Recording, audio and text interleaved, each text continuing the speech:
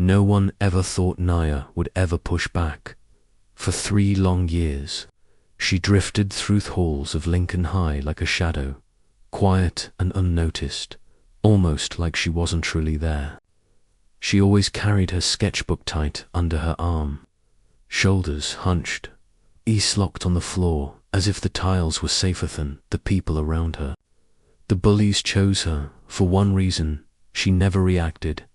No tears, no shouting, no running to teachers, just silence. And to them, that silence looked exactly like weakness. But that morning, everything changed. It was a rainy Thursday, right before the first bell rang. The hallway was crowded, buzzing with voices, laughter, and the squeal of wet sneakers sliding across the linoleum floor. Naya stood at her locker, pencil moving gently across the page, sketching a small bird trapped inside a cage. Drawing what show she survived. She didn't lift her head when she heard them approaching. They were never quite before they attacked. "Hey, mute girl." Jason Carter's voice cut through the noise. Ash shoved his way closer. He was twice her size, broad shoulders filling the hallway, a football jacket hanging from him like a badge of power. Nick and Brian slid in beside him, one on each side, smiling like they were about to enjoy a show. Their phones were already up, cameras rolling, thumbs ready. This wasn't random, it was routine. Pick on the quiet girl, post it online, watch the likes pour in. Then do it again. Mia slowly closed her sketchbook. Her hands shook just a little, betraying what she refused to show on her face. She'd learned the hard way that fear weighs exactly what they wanted. Jason leaned in closer, his grin sharp and cruel. "What's in the book, huh?" he mocked. "Another one of your creepy little drawings?" He yanked the sketchbook from her, grip and flipped through the pages dramatically. "Oh wow, a bird," he laughed. "That's cute, but guess what, freak?" His smile stretched wider. "Birds don't belong in school." He paused, then added coldly, "Neither do weirdos like you." Before Mia could say anything, if she even planned to, Jason's hand came flying. The slap cracked through the hallway, loud and sharp like a whip. Everything froze. Voices died. Students turned to stare. Some laughed awkwardly. Others raised their phones higher. The slap wasn't new. This moment had happened before. But this time, when the slap landed, Mia lifted her head. Her eyes met Jason's, and something shifted. Not fear, not panic. Something colder, sharper.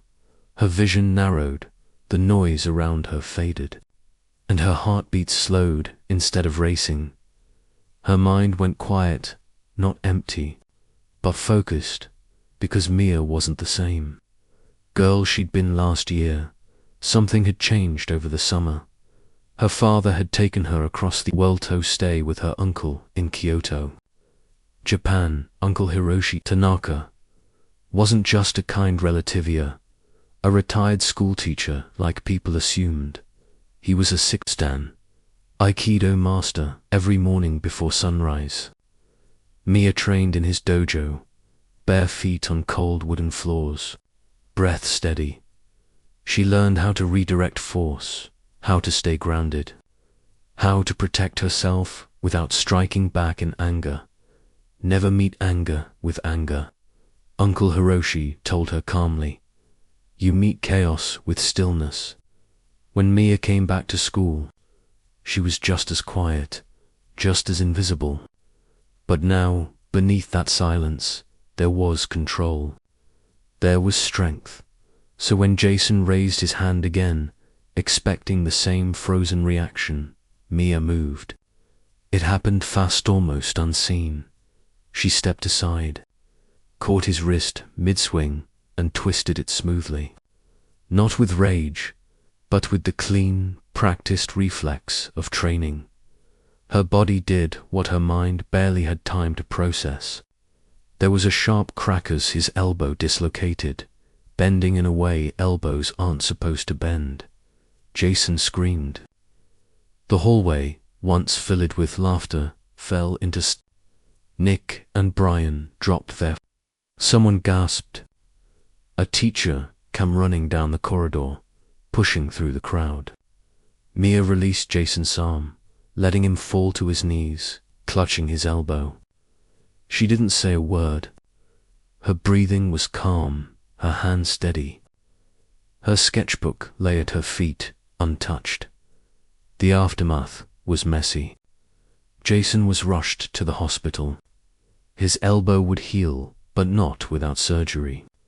His parents threatened to press charges, but when the security cameras were reviewed, it was clear Mia had defended herself. The footage showed Jason slapping her first, and the school had no choice.